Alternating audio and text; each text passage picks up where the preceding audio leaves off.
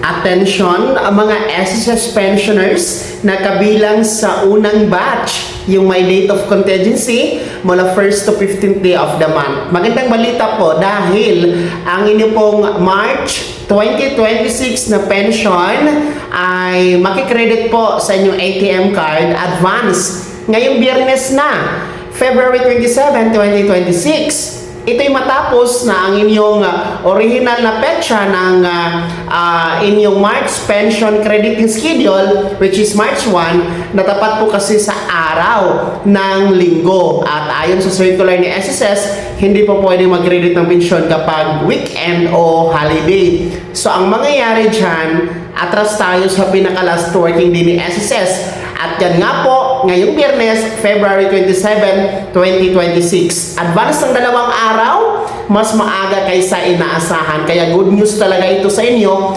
mga unang batch. And tabayanan nyo lamang po sa inyong ATM card ha, ang inyong March pension mga ka-vlogs. And paalala, wala tayong pension na aasahan na increase. Tanging pension nyo lamang po ang makukuha. Wala na pong iba. Pati yung second tranche, wala din po yan mga ka-vlogs. Sana maliwanag po yan ha, mga unang batch SSS pensioners.